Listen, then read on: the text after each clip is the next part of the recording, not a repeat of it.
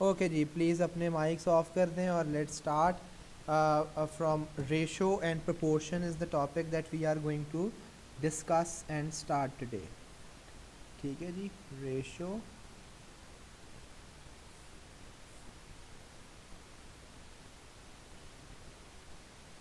अच्छा जी बेटा, प्रोपोर्शंस दोनों करेंगे हम आज। अच्छा जी बेटा, रेशो से स्टार्ट करते हैं। What idea do you have about ratio? Any idea कि रेशो होती क्या है? जी बेटा जान, रेशो का कोई आइडिया कि रेशो होती क्या है? बेटा जान, ये जो दो डॉट्स डालते हैं ना ऐसे करके, इसको कहते हैं ratio. And it is actually the simplest form of expressing two quantities, two और even more than two quantities by division. अगर आप दो क्वांटिटीज़ को डिवीजन की फॉर्म के अंदर एक्सप्रेस करते हैं तो वो बेटा जान रेशो कहलाती हैं। ठीक है, और it is actually a comparison between two quantities as well. ठीक है, तो आप क्या लिखेंगे?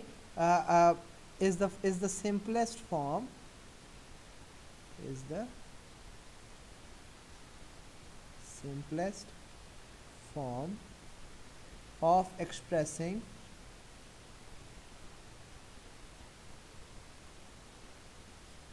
टू और मोर quantities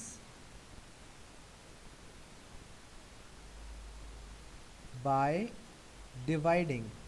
फॉर एग्ज़ाम्पल, आप कहते हैं कि आपके घर में पेंट हुआ है ब्लू कलर का और ब्लैक कलर का, और आप कहते हैं कि जो ब्लैक कलर का पेंट है वो ज़्यादा है और ब्लू कलर का जो पेंट है वो कम है।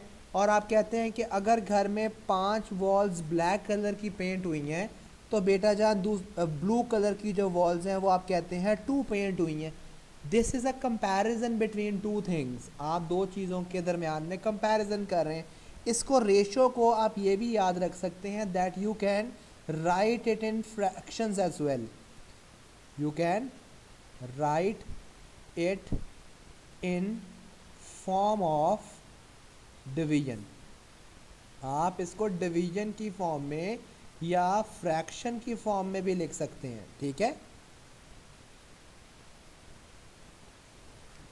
आई होप यहाँ तक बात क्लियर है। लेट्स स्टार्ट, फिर एक एग्जाम्पल से स्टार्ट करते हैं। सबसे पहले एग्जाम्पल करते हैं। आपके पास एग्जाम्पल नंबर 1। अच्छा बेटा जान, आपके पास एक शेयर है, कुछ पैसे हैं आपके पास। For example you have $30 in your pocket, और मैं आपसे कहता हूँ कि आप दो दोस्त हैं और उनके दरमियान में आपने पैसे डिवाइड करने हैं। शेयर ऑफ $30 आपने दो दोस्तों के दरमियान में डिवाइड करना है, और उनमें से एक दोस्त जो है वो डिज़र्विंग है ज़्यादा, he is a lot deserving. तो मैं आपको बताता हूँ कि share $30 in a ratio of 2:3। आपने 2:3 की फॉर्म में $30 को डिवाइड करना है। अब सबसे पहले बेटा, ये बहुत आसान सी चीज़ है। अब आपको ये देखिएगा, ये आपको कौन से पैसे दिए हुए हैं? जो टोटल, ये is this the total amount that you have? ये आपके पास total amount of money that you have वो कितनी है? $30। और अब आपने मुझे बताना है कि टोटल शेयर कितना है आपके पास। How much total share do you have? शाबाश, टोटल शेयर का मतलब है कि टोटल कितने पोर्शंस हैं जो आपने बनाने हैं। बेटा जान, इसके $30 के टोटल 5 पोर्शन आपने बनाने हैं। ठीक है, जिनमें से 2 पोर्शंस इस ए के पास चले जाएंगे और 3 पोर्शंस आपने बी को दे देने हैं। ठीक है, तो इसका बड़ा आसान, आपने ए और बी दोनों के पोर्शंस निकालने हैं। बड़े ध्यान से देखिएगा, इट्स वेरी इजी। अब आप कंपैरिजन करें दो चीज़ों का। एक तो आपके पास पैसे हैं, one thing is the money that you have, और दूसरी चीज़ क्या है? पोर्शंस जिनका आप कंपैरिजन कर रहे हैं। ऐसा ही है बेटा जान, जब पैसे आपके पास टोटल $30 हैं तो टोटल $30 में कितने पोर्शंस हैं? Any one of you who could tell me? Total $30 में पूरे पैसे हैं ना, तो पूरे पैसों में कितने पोर्शंस हैं? पूरे पैसों में कितने पोर्शंस हैं? पोर्शंस पूछ रहा हूँ, पोर्शंस। पोर्शंस, हाँ जी वही क्वेश्चन है ना। 5 पोर्शंस हैं, बिल्कुल ठीक है। अब हमने क्या करना है, हमने पैसे फाइंड करने हैं, तो हम पैसों को लिखेंगे x, लेकिन कितने पोर्शंस के पैसे फाइंड करने हैं? 2 पोर्शंस के। फॉर एग्जांपल ये देखिए ना, एक बंदे को 2 पोर्शंस मिल रहे हैं और दूसरे बंदे को 3 पोर्शंस मिल रहे हैं। तो बेटा जान हमने पहले 2 पोर्शंस वाले को फाइंड करते हैं, तो 2 पोर्शंस को 2 लिखेंगे यहाँ पे। I hope you are getting my point. उसके बाद हम क्रॉस मल्टीप्लाई करेंगे 30 को 2 के साथ और बीच में इक्वल टू और 5 को x के साथ। अब हम यहाँ से x की value we can very easily find out, which is 60 divided by 5। जब आप इसको सिंप्लीफाई करेंगे तो यू विल गेट 12। अब ये जो 12 आपके पास आंसर आया है, ये उन 2 पोर्शंस वाले बंदे के पैसे हैं, ठीक है। ये $12 जो हैं, $12 is the amount of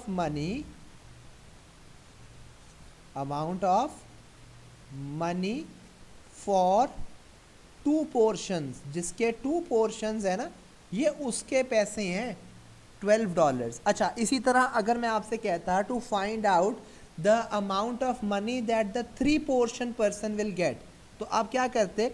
आप फिर दोबारा 2 चीज़ों का कंपैरिजन करते। किन 2 चीज़ों का? एक तो पैसा और दूसरा पोर्शंस। जब आपके पास टोटल पैसे $30 हैं, तो टोटल $30 के आपने कितने पोर्शंस बनाने हैं? 5 पोर्शंस बनाने हैं। तो बेटा जान 3 पोर्शंस के कितने पैसे होंगे? उसी तरह x करके अगर हम यहाँ से फाइंड आउट करें तो 5 multiply by x is equal to 3 multiply by 30। यहाँ से अगर हम x की वैल्यू को फाइंड आउट करें तो 90 divided by 5 which is going to give us $18। ये $18 किसका शेयर है? Share for the person getting 3 shares, 3 portions। जी, I hope you all have got this thing. जी, any question so far? Please question पूछें if there is any. अगर कोई बिल्कुल कर सकते थे, लेकिन since I was explaining the thing to you कि यहाँ पे हमने किस तरह चलाना है चीज़ को, रेशो को कैसे चलाना है, तो इसलिए मैंने आपको माइनस वाला तरीका नहीं बताया, ठीक है। क्लियर है जी? आगे चलते हैं बेटा जान। Example number 2।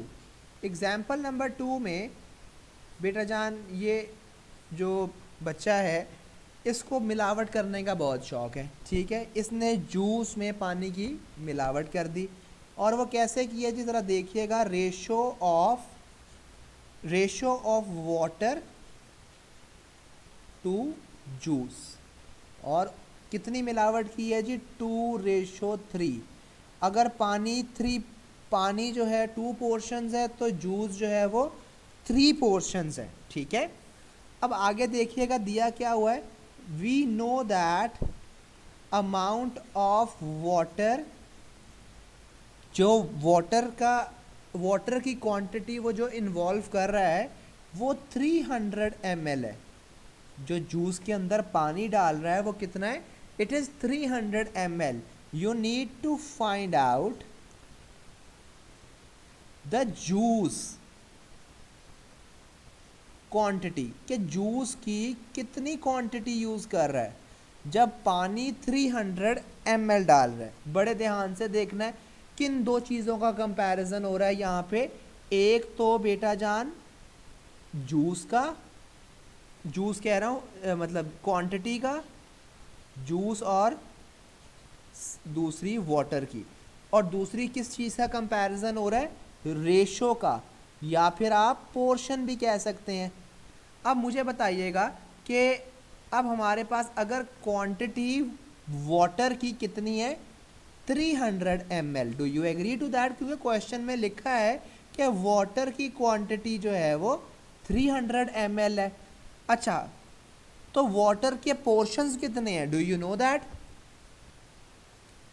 उस जूस के अंदर पानी के कितने पोर्शंस हैं? वेरी वेल डन, पानी के 2 पोर्शंस हैं। और अगर इसी तरह मैं बात करूं कि जूस के कितने पोर्शंस हैं, वो लिखा हुआ है क्वेश्चन में कि अगर वो 2 पोर्शन वाटर यूज़ करता है तो he is going to put 3 portions of juice. जब वो वाटर 300 ml डाल रहा है तो डू वी नो कि वो पानी जूस कितना डालेगा? x डालेगा। अब हमने सिंपल क्या करना है यहाँ पे? Cross multiply. तो बेटा 300 multiply by 3 is equal to 2x। यहाँ से अगर हम x की वैल्यू फाइंड आउट करें तो 900 by 2 which is going to give you 450। अब ये जो 450 है, this is actually the amount of juice that he is going to add, amount of juice जो वो ऐड करेगा जब वो वाटर कितना डाल रहा है? 300 ml। I hope you all got this thing. जब उसने पानी कितना डाला है? 300 ml। तो वो जूस की क्वांटिटी कितनी डाल रहा है? That is 450 ml। ठीक है जी। Let's move on to the next, another example, example number 3। और एग्जाम्पल 3 में वो कह रहा है that the ratio of angles of a triangle is 1:2:3। Triangles में के 3 एंगल्स होते हैं और वो कह रहा है कि ट्राइंगल के तीनों एंगल्स का जो रेशो है वो 1:2:3 है। And what is he asking from us? Find the difference, find the difference between the largest and smallest angle। सबसे लार्जेस्ट और स्मॉलेस्ट एंगल के दरमियान में डिफरेंस बताना है आपने। अच्छा, अब वो यहाँ पे बात क्या कर रहा है? अब वो कहना ये चाह रहा है कि अगर ये एक ट्राइंगल है तो इस ट्राइंगल में 3 एंगल्स हैं, ठीक है? और तीनों एंगल्स का जो सम है वो आपको बड़े अच्छे से पता होता है कि तीनों एंगल्स का जो सम है वो हमेशा क्या होता है? ट्राइंगल के 3 एंगल्स है ना। फॉर एग्जांपल ये ए है, ये बी है और ये सी है। तो बेटा जान वो सम हमेशा 180 डिग्री होता है। Very well done. तो sum of angles is equal to 180 degrees always. ठीक है। और यहाँ पर वो कह रहा है कि अगर ये एंगल ए जो है ये अगर 1 पोर्शन है तो एंगल 2 जो बी जो है it is going to be 2 portions and this is going to be 3 portions. अच्छा, अब हम यहाँ पे इस क्वेश्चन में किन 2 चीज़ों का कंपैरिजन कर रहे हैं? जी बेटा जान, इस क्वेश्चन में हम किन 2 चीज़ों का कंपैरिजन कर रहे हैं? हाँ जी, 2 चीज़ों का। एक एंगल, एक तो हम एंगल का कंपैरिजन कर रहे हैं और दूसरा उसके पोर्शंस का कंपैरिजन कर रहे हैं। ठीक है। तो बेटा जान जब एंगल्स टोटल 180 डिग्री होता है तो कितने पोर्शन होंगे इस ट्राइंगल के? जब ट्राइंगल में टोटल 180 डिग्री एंगल होते हैं तो टोटल ट्राइंगल में पोर्शंस कितने होते हैं? Any idea? बेटा जान पहले एंगल का 1 पोर्शन, इसके 2 पोर्शंस और इसके 3 portions, together they are going to make total 6 portions, ठीक है। और हमने एंगल की वैल्यू को फाइंड करना है, और कौन से एंगल की वैल्यू को, स्मॉलेस्ट या लार्जेस्ट। लार्जेस्ट एंगल में कितने पोर्शन है, 3 पोर्शन है, तो हम यहाँ पे बेटा जान 3 लिख लेंगे, ठीक होगी बात। बात समझ आ गई आपको यहाँ तक।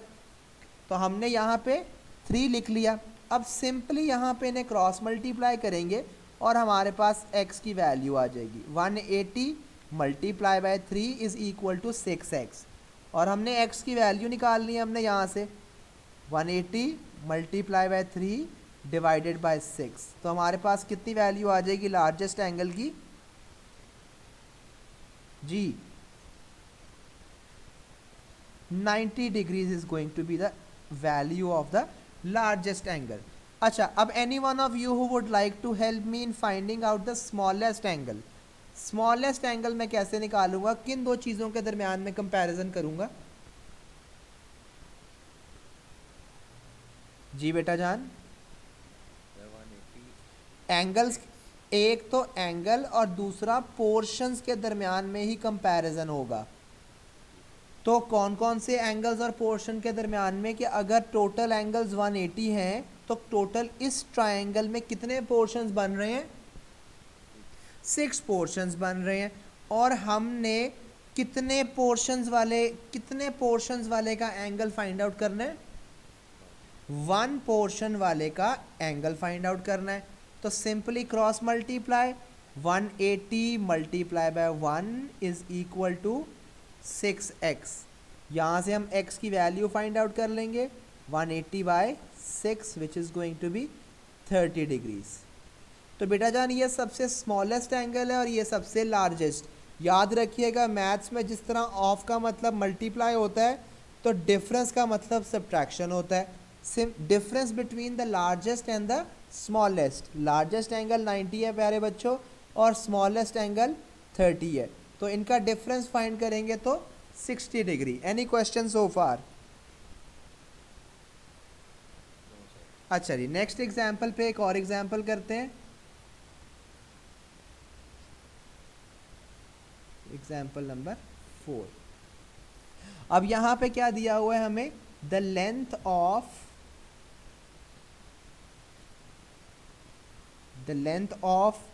2 ropes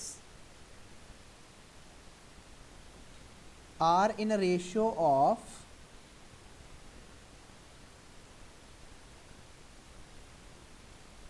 3:4।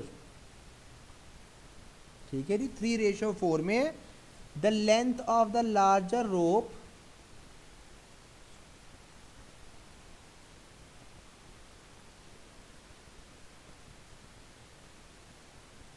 Is 20 metre.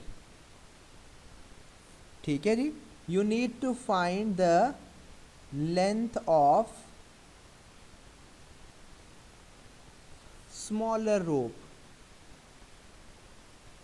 अच्छा जी, अब यहाँ पे सिनेरियो क्या है कि बेटा एक रोप है आपके पास, उसके 2 पोर्शंस ऑलरेडी किए हुए हैं उसने, और वो आपसे कह रहा है कि आपने क्या फाइंड आउट करना है, you need to find out कि स्मॉलेस्ट रोप उन दोनों में से उसकी लेंथ कितनी होगी। अब यहाँ पे हम किन 2 चीज़ों का कंपैरिजन कर रहे हैं, एक तो रोप की लेंथ का, एक तो लेंथ है उसकी, और दूसरी चीज़ जिसका कंपैरिजन कर रहे हैं कि वो कितने पोर्शन है। जिस दूसरी चीज़ का हम कंपैरिजन कर रहे हैं वो है कि वो कितने पोर्शंस हैं, ऐसा ही है। अब बेटा जान ये देखिएगा, ये जो लेंथ हमें दी हुई है, this length is of the largest portion. एक पोर्शन लार्ज है और एक पोर्शन स्मॉल है, ऐसा ही है। तो बेटा जान जो लार्जर पोर्शन है उसकी लेंथ हमें गिवन है और वो कितनी है, 20 मीटर। और इन दोनों रेशो वाले पोर्शंस को अगर आप गौर से देखें तो इनमें लार्जर पोर्शन कौन सा लग रहा है आपको जी बेटा, 4 वाला। तो 4 को उसके साथ लिखेंगे, और स्मॉलर पोर्शन की लेंथ को हमने फाइंड आउट करना है तो उसको हम x लिखेंगे और स्मॉलर रोप की जो पोर्शंस हैं वो कितने हैं, they are 3। Simple cross multiply करवाएं, 20 times 3 will be equal to 4x। कभी भी P1 में आपने इनको मल्टीप्लाई नहीं करना, ज़िंदगी अजाब बन जाएगी। आपने इसको ऐसे ही रहने देना है और सिंप्लीफिकेशन कर लेनी है। तो आपके पास स्मॉलर रोप का जो पोर्शन है वो आ जाएगा, which is going to be 15 metres. Any question so far? अच्छा जी, आगे चलते हैं, इसी क्वेश्चन को लेके चलते हैं आगे, इसी क्वेश्चन को इनफैक्ट। अच्छा, ये आपके पास क्वेश्चन है सेम, और मैं आपसे कहता हूं find the length of total rope. आपने टोटल रोप की लेंथ बतानी है मुझे कि टोटल रोप की क्या लेंथ है। बाकी क्वेश्चन बेटा जान ये ऊपर वाला एज इट इज़ ही है, बस एंड वाली लाइन जो है वो चेंज है। और उस लाइन में वो क्या मांग रहा है आपसे, he is asking from you to find out the length of the total rope which will include the smaller portion as well as the larger portion. जी बेटा जान, जल्दी से करके मुझे बताइएगा कैसे करेंगे। Anyone who would like to volunteer? ये तो आपने बेटा जान इसकी कैलकुलेशन डायरेक्ट कर ली ना, मुझे यहाँ पे रेशियो मेथड से करके दिखाएं। शाबाश बेटा, हम उन्हीं दो चीज़ों का कंपैरिजन कर रहे हैं, एक तो लेंथ का और एक उसके पोर्शंस का। और हमें पता है कि लार्जर पोर्शन की जो लेंथ है वो कितनी है, लार्जर पोर्शन की लेंथ इज 20, और लार्जर पोर्शन के लार्जर रोप के जो पोर्शंस हैं वो कितने हैं, दे आर 4।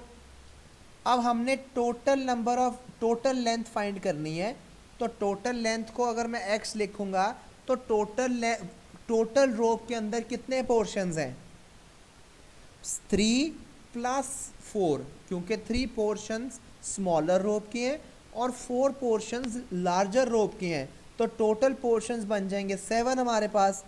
अब सिंपल क्रॉस मल्टीप्लाई करवाएं तो 4x will be equal to 20 multiply by 7, तो x की वैल्यू आ जाएगी 20 इंटू 7 ओवर 4, ये आपके पास 5 आ जाएगा, and 5 7s are 35 metre directly.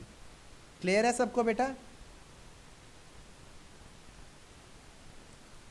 Any question so far? अगर कोई क्वेश्चन है तो बेटा प्लीज पूछ लें।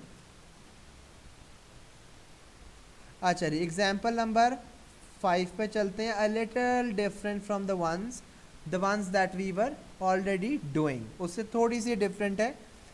अच्छा जी, A रेशो B दिया हुआ है हमें, और वो रेशो है 3:4, और हमें एक और रेशो दिया हुआ है B/C, और बेटा जान उसकी जो रेशो है वो है 5:9, और वो हमारे से मांग क्या रहा है, he is asking from us to find the ratio of A, ratio B, ratio C। देखिए हमें कंपैरिजन दो चीज़ों का अलग दिया हुआ है, लेकिन हमसे कंपैरिजन मांग रहा है वो तीनों चीज़ों का इकट्ठे। तो बेटा जान definitely there has to be some link of all the 3 things together. अब आप इसको क्या करेंगे, जब भी आपका ऐसा क्वेश्चन आएगा आप इसको लिखेंगे A/B/C। Do you know the comparison, direct comparison between A and B?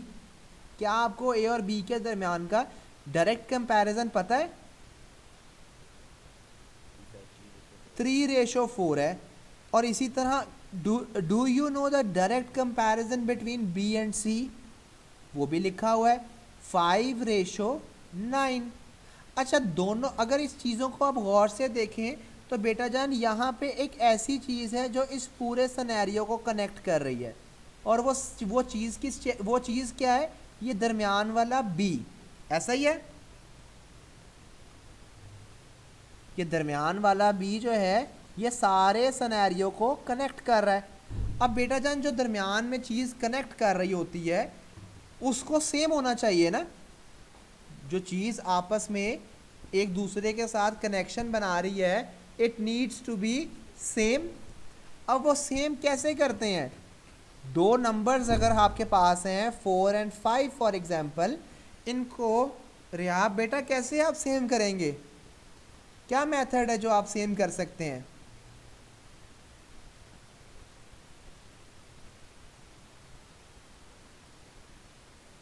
जी हसन, आप बताइएगा बेटा, किस तरीके से आप दो नंबर्स को सेम बना सकते हैं? नहीं, ऐड करके तो सेम नहीं ना होंगे, they are going to get a different number. जी नहीं, आपने पढ़ा हुआ है उस मेथड को, एंड आप उनका एलसीएम लेते हैं। याद करें, जब फ्रैक्शन में भी डिनोमिनेटर को सेम करना होता है तो you take the LCM of the denominators, ऐसा नहीं है? तो यहाँ पे भी आप इसका एलसीएम लेंगे। 2 के टेबल में आता है 5, फिर 2 के टेबल में 1 एंड 5, 5 1, 1। तो बेटा जान इनका एलसीएम क्या आया? 2 2 ज़ार 4, 4 5 ज़ार 20। तो बेटा हमने ये सेंटर वाली जगह पे 20 बनाना है, ठीक है? अब आप मुझे बताएं, ये 4 को 20 कैसे बना सकते हैं? By multiplying it with 5। अच्छा, and how can you make this 5 as 20? ये जो नीचे वाला 5 है, इसको 20 कैसे बना सकते हैं? By multiplying it with 4।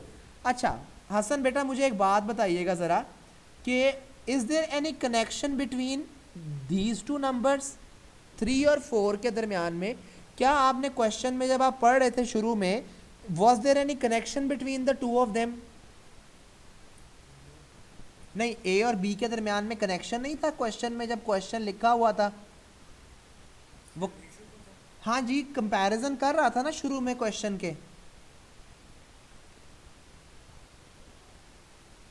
जब आपने क्वेश्चन को शुरू में देखा तो was the examiner questioning or relating the two things? अच्छा जी, अच्छा जब वो यहाँ पे कंपैरिजन कर रहा था तो बेटा ये जो आपने मल्टीप्लाई बाय 5 कर दिया ये इसके साथ, तो ये तो चीज़ों को चेंज कर देगा ना उसकी। तो what are you going to do? You are going to multiply the other thing also by 5, ताकि दोनों में बैलेंसिंग रहे। और इसी तरह ये नीचे वाले जो दो नंबर्स हैं बी और सी वाले, इनमें भी आपस में क्वेश्चन के अंदर कंपैरिजन था। अब बेटा जान ये कंपैरिजन भी डिस्टर्ब हो गया जब आपने इसको 4 से मल्टीप्लाई कर दिया। In order to keep this balance neutral, normalise करने के लिए आप इस साइड को भी बेटा जान 4 से मल्टीप्लाई कर देंगे। Now what is going to happen? बड़े ध्यान से देखिएगा, एक नई सी चीज़ बन जाएगी आपके पास, और वो चीज़ क्या होगी देखिएगा। ये 15 हो जाएगा पहला, ये जो b है ये बेटा दोनों केसेस के अंदर 20 हो जाएगा। Do you agree to that? बेटा जान ये b जो है ये दोनों केसेस में 20 हो जाएगा। तो बेटा जान ये जो दरमियान वाला ब्रिज था, जो कंपैरिजन वाला ब्रिज था, वो सेम हो गया है। तो अब आप रेशो बड़े आराम से लिख सकते हैं that a ratio b ratio c is 15 ratio 20 ratio 36। समझ आई बेटा बात की?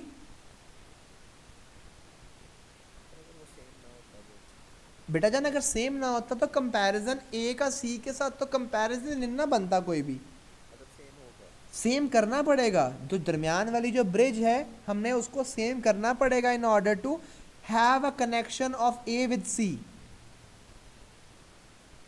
ठीक है जी, let's move on to another example जो आप मुझे हेल्प करेंगे करने में।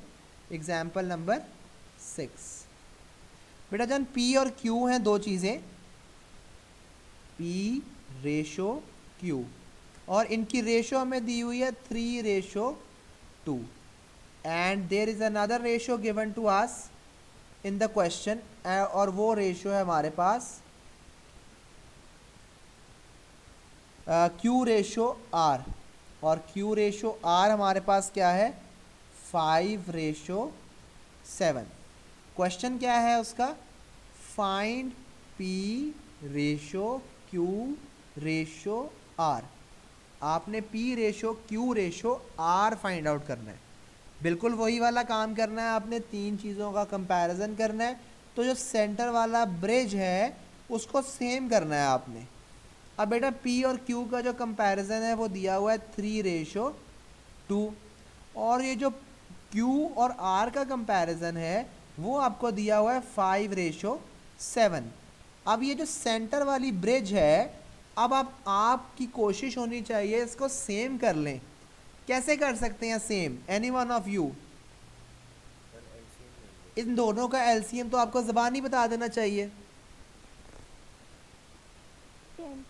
वेरी गुड बेटा, इन दोनों का एलसीएम है 10। तो बेटा जान ऊपर वाले जो 2 है इसको 10 बनाने के लिए you are going to multiplied with 5, और नीचे वाले 5 को 10 बनाने के लिए you are going to multiplied with 2।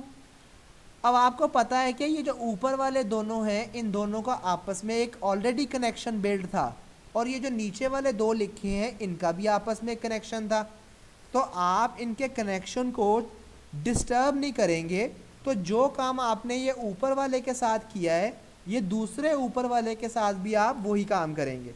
And ये जो नीचे वाले के साथ आपने काम मल्टीप्लिकेशन की है, you are going to do the same multiplication with this down one as well. तो आप अगर इसको लिखें ध्यान से तो P/Q/R, तो बेटा जान ये बन जाएगा 15/10, और ये नीचे वाला भी 10/14। अगर अब आप बड़े गौर से देखें तो ये जो सेंटर वाला ब्रिज था वो बिल्कुल एक नॉर्मल हो गया है, दोनों के दरमियान में सेम हो गया है। जब ब्रिज सेम हो गया है तो आप बड़े आराम से P/Q/R तीनों का आपस में कंपैरिजन कर सकते हैं, और वो क्या बनेगा 15/10/14। जी बच्चे, बात क्लियर हुई? Any question to anyone? किसी का कोई क्वेश्चन है तो बताएं। अच्छा, यहाँ पे I would like to add one more thing कि जो रेशोज है ना इनका कोई यूनिट नहीं होता। रेशोज आर यूनिटलेस, इनका कोई यूनिट नहीं होता। ये एक्चुअल में कंपैरिजन होता है बिटवीन 2 थिंग्स। अच्छा जी, नेक्स्ट एक एग्जांपल करते हैं जिसमें इसी तरह की बात को डिस्कस करते हैं। Example number 7। बेटा एग्जांपल नंबर 7 में वो कह रहा है कि आपके पास अगर 2 सेंटीमीटर्स है ना मैप पे, ठीक है, तो एक्चुअल में वो इक्वल है 5 किलोमीटर्स के। ये बेटा जान मैप की बात कर रहा है वो, कि आपको पता है ना मैप बनाते हैं आर्किटेक्ट्स, तो आर्किटेक्ट्स जो मैप बना रहा है वो 2 सेंटीमीटर्स का चुना मुन्ना सा मैप है, ठीक है। और असल में अगर आप उस चीज़ को देखें, विजुलाइज करें जाकर ऑन स्पॉट, तो बेटा जान वो 5 किलोमीटर्स की चीज़ है। एक्चुअल में वो 5 किलोमीटर्स की चीज़ है। तो अब आपने इनको रेशो की फॉर्म में बताना है, सच दैट फाइंड 1/n।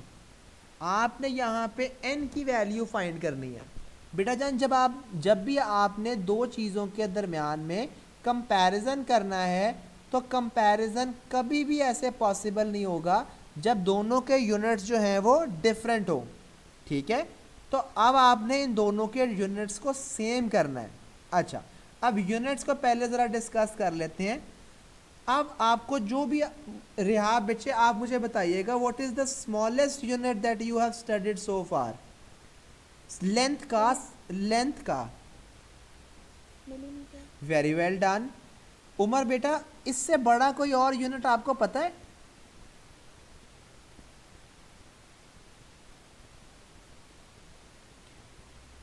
जी हैदर, आप बताइएगा, इससे बड़ा कोई और यूनिट पता है आपको? इससे बड़ा, उससे कोई छोटा, मिलीमीटर से बड़ा, थोड़ा सा बड़ा हो, है कोई? सॉरी बेटा आप रहने दें, सेंटीमीटर। बेटा इसके बाद तो बेटा दुआ ही हो सकती है आपके लिए, ठीक है, दी एंड वाली वो भी। अब सेंटीमीटर के बाद उससे बड़ा है मीटर्स, और मीटर से बड़ा है बेटे किलोमीटर्स। अब बेटा जान ये जो पहले 2 लिखे हुए हैं ना, अगर आपको ये याद नहीं ना रहते तो स्केल उठाना है और स्केल पे देखना है कि 1 सेंटीमीटर के दरमियान में कितने छोटे छोटी लाइंस हैं। अगर आप देखेंगे तो आपको पता चलेगा कि उसके दरमियान में तो 10 छोटी छोटी लाइंस हैं, ऐसा ही है। और अगर ये चीज़ याद रह जाती है आपको तो बेटा things are going to become very easy for you. बेटा जान जिस तरह आपने राइट पे जाना है आपने एक एक ज़ीरो और लगाते जाना है, ठीक है। पहला 10, एक स्टेप राइट पे जाएंगे तो एक ज़ीरो और लग जाएगा तो 100 बन जाएगा। एक स्टेप और राइट पे जाएंगे तो एक ज़ीरो और लग जाएगा और ये 1000 बन जाएगा, ठीक है। बेटा जान जो लेफ्ट पे लिखे हुए हैं दे आर स्मॉलर यूनिट्स, ये स्मॉलर यूनिट्स को लिखा है हमने लेफ्ट पे, और राइट पे हमने लार्जर यूनिट्स को लिखा है।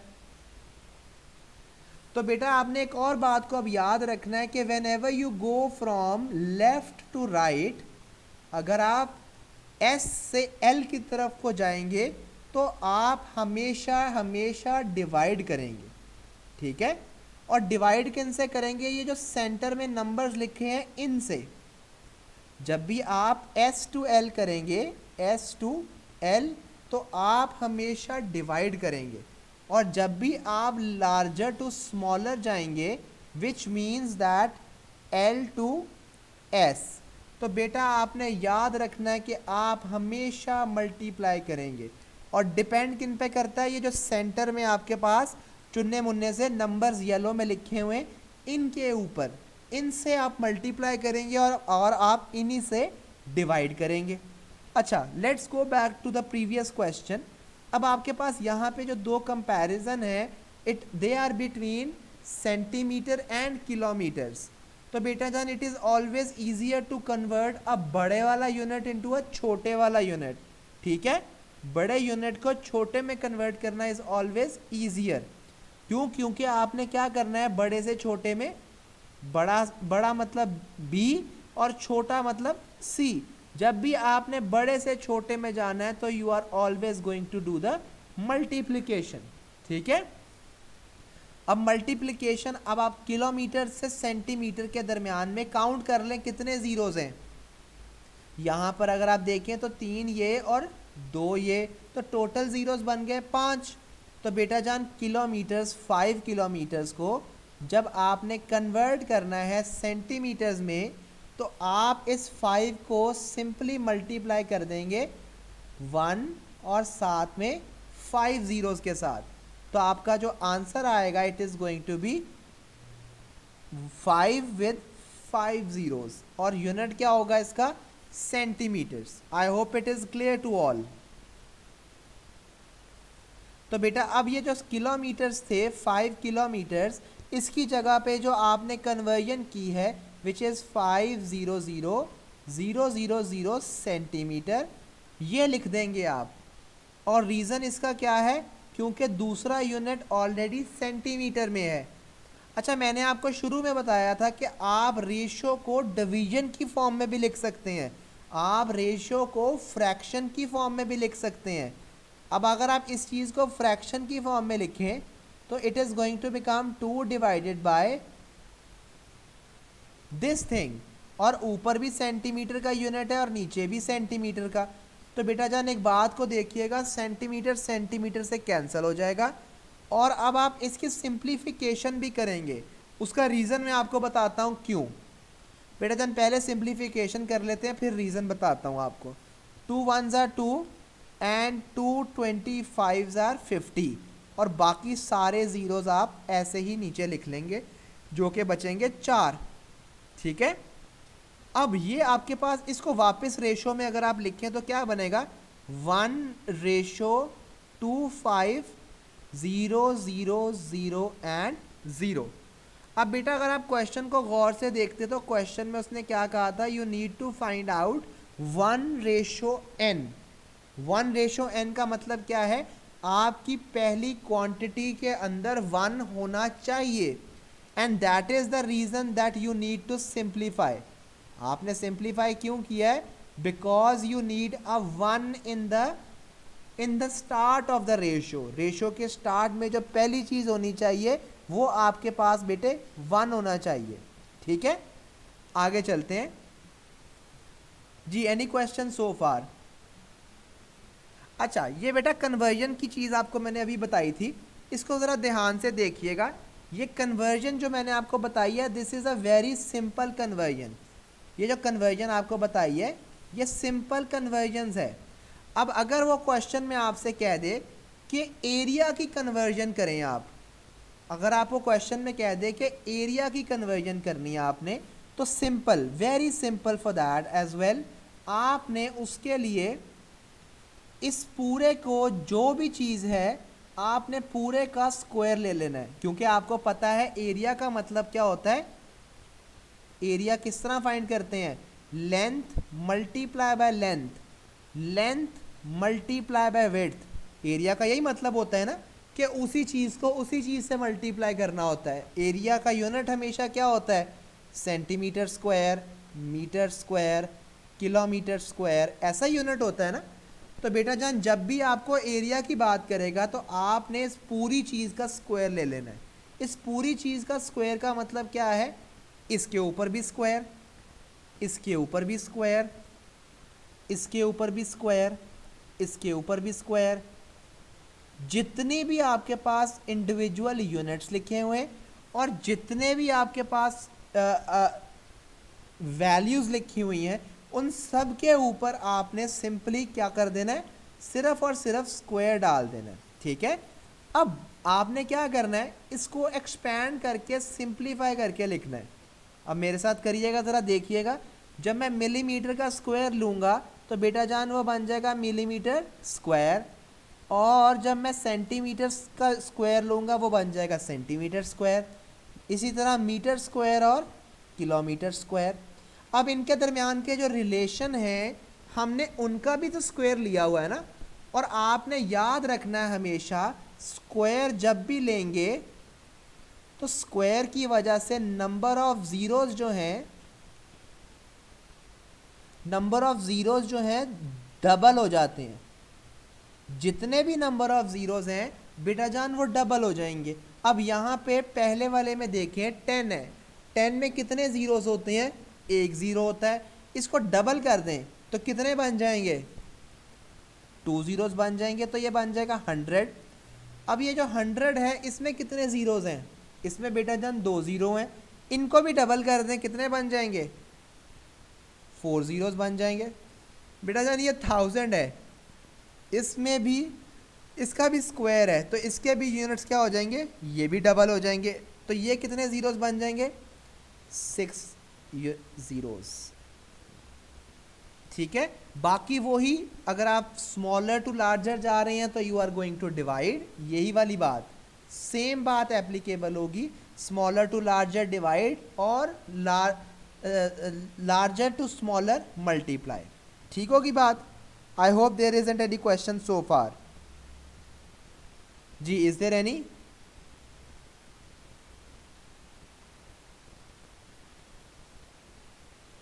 चले जी, नेक्स्ट पे चलते हैं बेटा जान, रेशो इन मैप्स के ऊपर। ठीक है। फिर आपको क्वेश्चंस जो है वो एंड पे थोड़े से मैं भेजूंगा अभी, ताकि आप करके वो सोइएगा। Ratio in maps, ratio, head to tail rule, hectares नहीं, नहीं नहीं, हम हेक्टर्स नहीं कर रहे। ठीक है, यही कहना चाह रहे थे ना आप, यही पूछ रहे थे मेरे ख्याल से। अच्छा बेटा, रेशो इन मैप्स, इसका क्वेश्चन जो है वो बड़ा, इट्स वेरी मच फ्रीक्वेंट। के वो क्वेश्चन मैप्स से रिलेटेड जो है ना, वो एक लसाई एंड कंस्ट्रक्शन की फर्दर पार्ट के अंदर, लास्ट पार्ट के अंदर, वो एक इस तरह का क्वेश्चन रेशो और मैप का पूछ लेता है, most of the cases 1 to 2 mark के लिए। अच्छा, उसके लिए हम एक एग्जाम्पल करते हैं। एग्जाम्पल 1। अच्छा बेटा, एग्जाम्पल 1 में आपने एक मैप बनाया है, और मैप पे जो आपकी एक मैप है, जिस पे एक मैप बना रहे हैं आप, और ऑब्वियसली मैप जो है वो छोटा होता है then the actual thing. Actual में वो चीज़ जो है वो बहुत बड़ी होती है, उसको आप पेपर पे जब लेके आते हैं तो वो चीज़ छोटी सी बनती है। अब असल में जो चीज़ थी वो 2 किलोमीटर्स की थी, और जब मैप पे आपने उसको ड्रॉ किया तो आपने उसको सिर्फ और सिर्फ 1 सेंटीमीटर का ड्रॉ किया, ठीक है। अब वो आपसे कह रहा है कि एक्चुअल में कितनी लंबी चीज़ थी, कितनी बड़ी चीज़ थी if it was of 3 centimetres on the map. अगर वो मैप पे 3 सेंटीमीटर्स की है तो असल में वो कितनी बड़ी होगी। आपने सिंपल क्रॉस मल्टीप्लाई करना है। तो x is equal to 3 2 multiply by 3 और यूनिट हमारे पास क्या आ जाएगा, किलोमीटर्स, क्योंकि एक्चुअल का यूनिट जो चल रहा है वो किलोमीटर्स है जी। एनी क्वेश्चन सो फार? एक और क्वेश्चन इसकी डिफरेंट पार्ट करते हैं, बी पार्ट इसका। बी पार्ट में वो आपसे कुछ डिफरेंट मांग रहा है, ठीक है। वो कह रहा है the area of a part on map is 3 centimetre square. इसको पार्ट छोड़ें, इसको पार्क कर लेते हैं कि एक मैप पे जो उसी चीज़ का मैप चल रहा था और उसी मैप के ऊपर जो पार्क का एरिया शो किया हुआ है वो 3 सेंटीमीटर स्क्वायर का है। और वो आपसे कहता है कि to find the actual area, park का जो एक्चुअल एरिया है वो कितना है, ठीक है। अब आपको दो चीज़ों का कंपैरिजन हो रहा है बेटे, एक तो मैप का और एक एक्चुअल में वो चीज़ कितनी है, ठीक है। अब अगर आप गौर से देखें तो शुरू वाली चीज़ें आपको ऑलरेडी दी हुई हैं और वो क्या चीज़ है कि अगर मैप पे 1 सेंटीमीटर है तो एक्चुअल में वो चीज़ 2 किलोमीटर्स की है, ऐसा ही है। लेकिन अगर आप गौर करें तो यहाँ पर क्वेश्चन में मैप का एरिया मांग रहा है। तो बेटा जान ये जो दरमियान में जो रिलेशन है आपको इसको भी एरिया में कन्वर्ट करना पड़ेगा।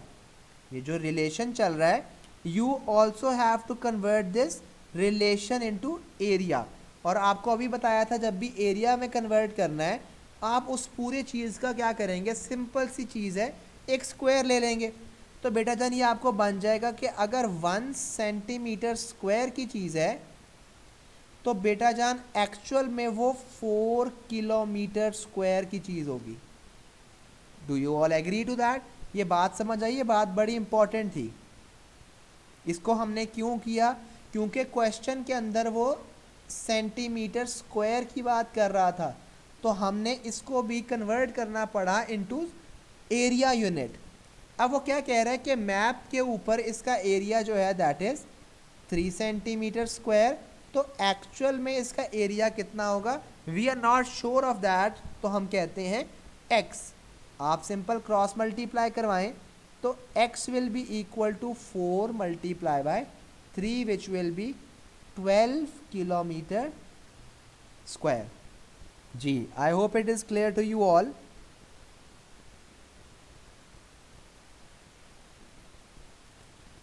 चलें जी नेक्स्ट पे चलते हैं, इसी का सी पार्ट करते हैं, सी पार्ट, ठीक है।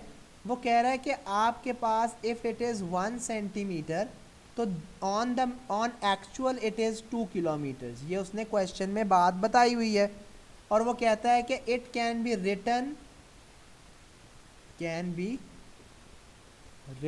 As 1:n। आपकी ये जो रिलेशन है इसको आप 1:n में लिख सकते हैं। Find the value of n, ये find the value of n। बेटा ये वाला पार्ट है ये 1 मार्क के लिए ये बहुत ही कॉमन है। तो आप क्या करेंगे, आपको पता है रेशो में लिख रहा है ना चीज़ को, जब भी रेशो में चीज़ को लिखना है तो इन दोनों का और उनको सिंप्लीफाई भी करना है तो उन दोनों का यूनिट का सेम होना लाजमी है। बेटा जान 1 सेंटीमीटर रेशो 2 किलोमीटर्स, आप इनको सिंप्लीफाई नहीं कर सकते until and unless they both are in the same unit. तो मैंने अभी आपको बताया था it is always easier to convert the bigger unit into a smaller, बड़े को छोटे में करना ईजी होता है। तो बेटा किलोमीटर्स और सेंटीमीटर्स के दरमियान अभी हमने एक पीछे पार्ट में भी किया था, ये देखिएगा, ये किलोमीटर्स है और ये सेंटीमीटर्स है, इन दोनों के दरमियान में 5 ज़ीरोज़ का डिफरेंस है, ठीक है। इन दोनों के दरमियान जो रिलेशन है बेटा वो 5 ज़ीरोज़ का है। अब अब हमने किलोमीटर से सेंटीमीटर में जाना है, तो याद रखना है कि जब भी बड़े से छोटे में जाना है तो आपने बेटा मल्टीप्लाई करना है, ठीक है। तो बेटा जान ये 2 को जब आप चेंज करेंगे तो क्या आएगा, 2 और साथ में 5 ज़ीरोज़ और ये सेंटीमीटर बन जाएगा। तो आप यहाँ पे इसकी जगह पे क्या लिखेंगे, 2 and 5 zeros centimetre. 1 centimetre will be equal to this thing. ये सेंटीमीटर और सेंटीमीटर कट जाएगा क्योंकि आप इसको फ्रैक्शन में भी लिख सकते हैं ना। तो बेटा जान ये क्या आंसर बन जाएगा, 1:2 0 0 0 0 एंड 0। अब अगर आप गौर करें तो ये आपका क्वेश्चन की फॉर्म बन गई है, ये वाली, ऐसा ही है। तो बेटा जान यहाँ पे ये जो ये वाली वैल्यू है 2 0 0 वाली, ये क्या है असल में, this is the value for n। ये आपकी असल में n की वैल्यू है जी। Any question so far, is it clear to you all? चले जी एक और क्वेश्चन करते हैं रेशो का। Example number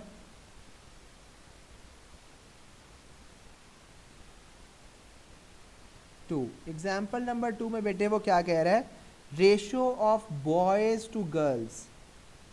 boys ratio, girls आपको दिया हुआ है और वो क्या रेशो है, 4:3। अगर एक क्लास में 4 बॉयज़ हैं तो गर्ल्स कितनी है, 3।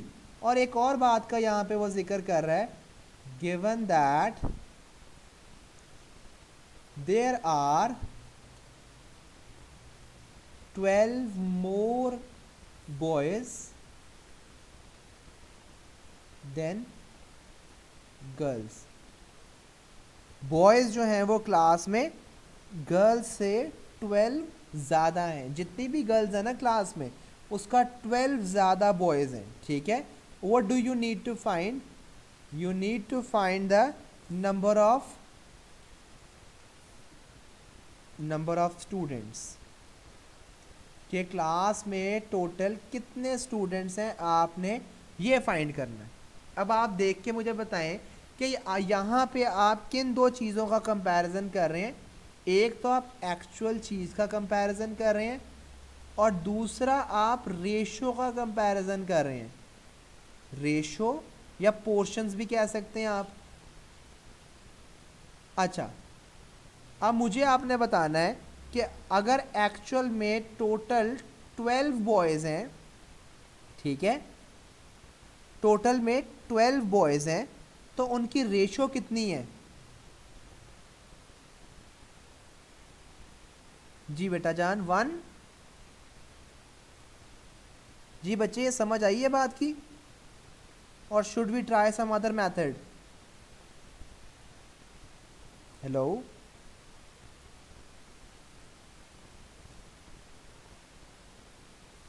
जी बच्चे,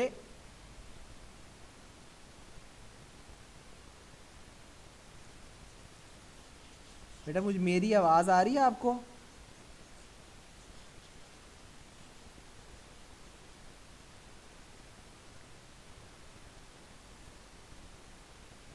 जी उमर, आपको मेरी बेटा आवाज़ आ रही है?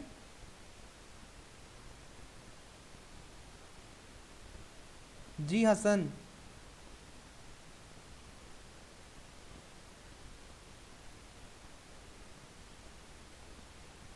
जी बेटा आपको आवाज़ आ रही है मेरी? अच्छा, चलें जी इस क्वेश्चन को करते हैं फिर। अच्छा बेटा जान यहाँ पे वो कह रहा है कि अगर बॉयज़ जो हैं वो 4 हैं तो गर्ल्स कितनी हैं, 3 हैं, ठीक है। और वो कह रहा है कि अगर boys are going to be 12 more than the girls, ठीक है। बॉयज़ अगर 4 हैं तो गर्ल्स यहाँ पे 3 हैं, और अगर गर्ल्स x होंगी तो वो कह रहा है कि boys are 12 more than that. आपने सिंपल उसमें ऐड कर दिया 12। अब यहाँ से भी आपने सिंपल क्रॉस मल्टीप्लाई करना है, तो 4 विल मल्टीप्लाई विद x और 3 will multiply with x plus 12। इसको सिंप्लीफाई करेंगे तो 3x plus 36 is equal to 4x, और यहाँ से हम x की वैल्यू को सिंप्लीफाई करके निकाल लेंगे and it is going to give you 36। और ये 36 क्या है बेटा, ये गर्ल्स हैं, तो बॉयज़ कितने आएंगे, बॉयज़ को हम निकाल सकते हैं by adding 12 more to these number of girls which are going to make it 48। तो टोटल नंबर ऑफ स्टूडेंट्स जो हैं they are going to be 48 plus 36, दोनों को हम ऐड कर देंगे। जी बेटा जान, एनी क्वेश्चन? चले जी एक और क्वेश्चन करते हैं और फिर हम उसके बाद क्लास को एंड करते हैं। एग्जाम्पल नंबर, और हमारा ये टॉपिक भी कंप्लीट हो जाएगा।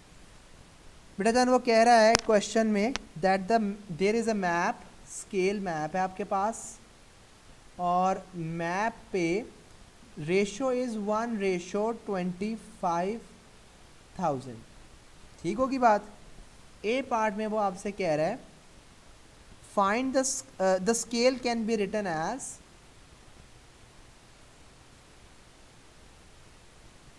The scale can B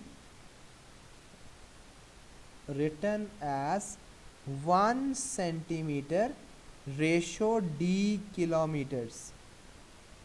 You need to find the value of d. आपने क्या करना है बेटे, आपको स्केल दिया हुआ है और स्केल में आपके पास क्या लिखा हुआ है कि 1 सेंटीमीटर जो है it is equal to 25,000 centimetres.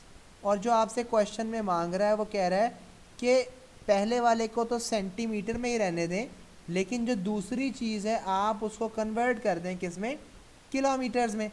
तो बेटा जान अब आप इस सेंटीमीटर्स को किलोमीटर्स में कैसे कन्वर्ट करते हैं, आपको बहुत अच्छे से पता है कि सेंटीमीटर्स और किलोमीटर्स के दरमियान में जो रिलेशन है वो 5 ज़ीरोज़ का है, अभी हमने पीछे देखा था। तो आप यहाँ पे 5 ज़ीरोज़ के साथ डिवाइड कर देंगे, तो 25 डिवाइडेड बाय 100 मेक्स 0.25 किलोमीटर्स। तो बेटा जान डी की value is very much visible, और वो कितनी है 0.25। जी, and is there any question? अच्छा बेटा जान इसी का बी पार्ट करते हैं। वो कह रहा है the distance between two villages, distance between two villages is 8 kilometers. ठीक है, find the distance, find the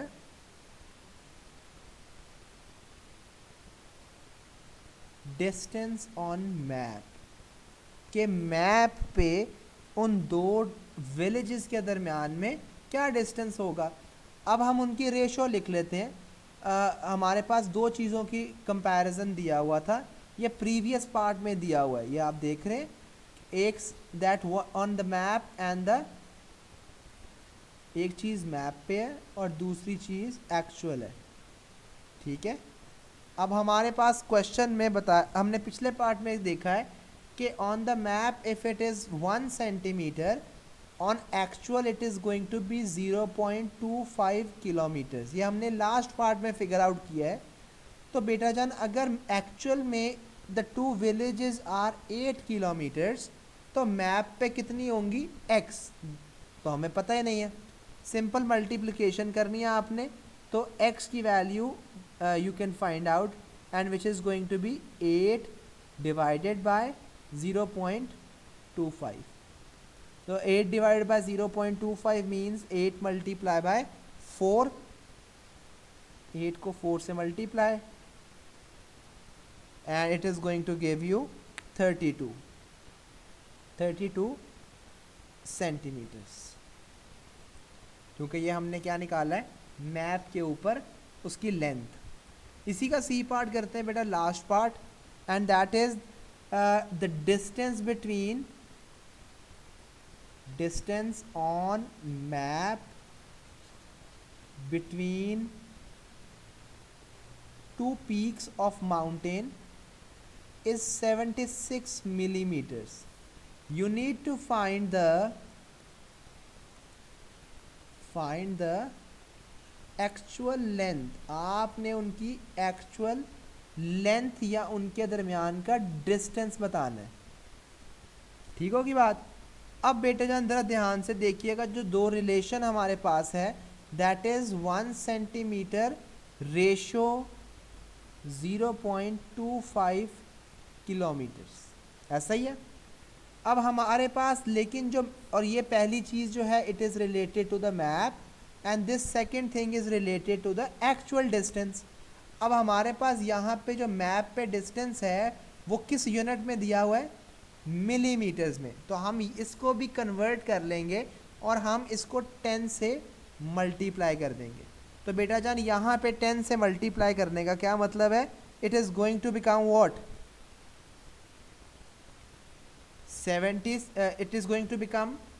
10 centimetres ratio, sorry 10 millimetres not centimetres, ratio 0.25 kilometres.